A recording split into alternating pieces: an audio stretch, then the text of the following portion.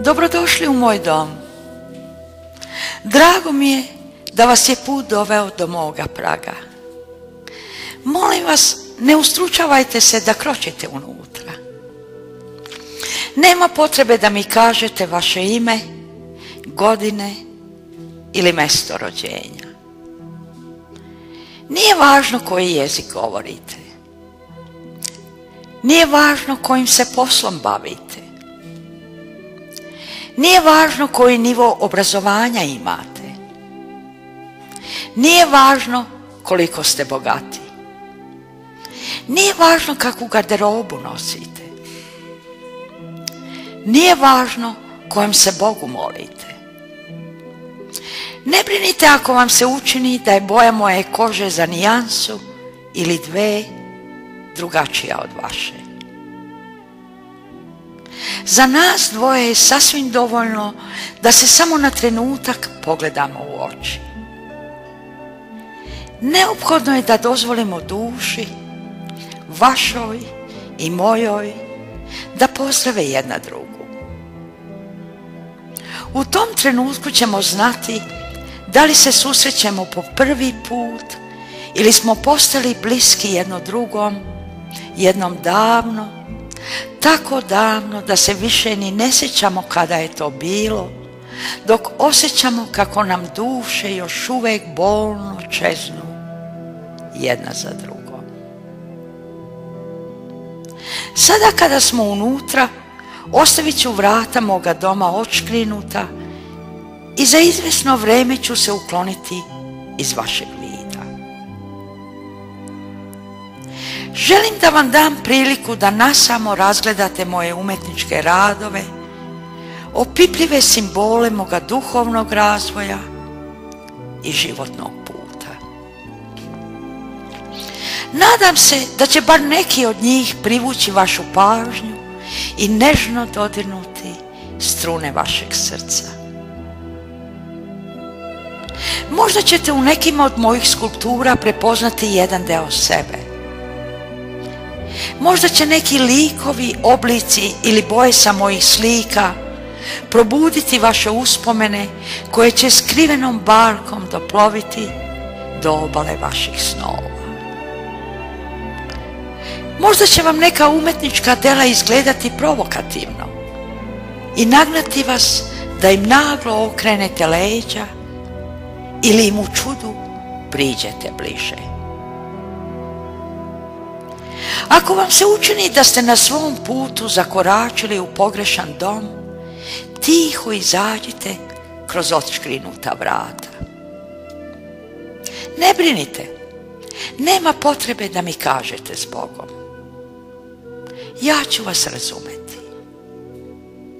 Neću se osjećati povređenom. Moja vrata su vam uvijek otvorena u slučaju da odlučite da se vratite. Ako želite da podelite svoje utiske sa mnom, molim vas sačekajte da vam se pridružim. Izabrat ćemo mjesto gdje se oboje osjećamo prijatno i sigurno u prisustvu jedno drugog. Onda ćemo sesti i ponovo se pogledati u oči. Ovaj put će to trajati duže, bez da prozborimo i jednu riječ. Možda će vas začuditi kada me vidite kako sedim na podu, prekrštenih nogu. Nadam se da mi nećete zameriti. Tako se najbolje osjećam. U toj pozi moje telo je u potpunom skladu sa mojom dušom. Tada svaki moj osjećaj, prošli i sadašnji, dostiže vrhunac. Tada se pretvaram u ljubav, u čežnju, u bol, u patnju, u tugu, u očaj, u sreću, u suze, u osmeh. tada postajem i drvo i cvet, i pustinja i breg, i sunce i kiša, i oblak i nebo, i oluja i sneg. Kada stojim ponosno. Ja znam ko sam. Kada treba, ja sam i majka i otac, i žena i muškarac, i prijatelj i drug, i sestra i brat, i učitelj i đak. Ja posjedujem mudrost, znanje, hrabrost i sposobnost da postignem ono za što mi mnogi kažu da nije moguće. Na te reči ja se samo nežno nasmešim i kažem: gledaj me. Ja smatram svojom dužnošću da štitim nevine i lečim povređene.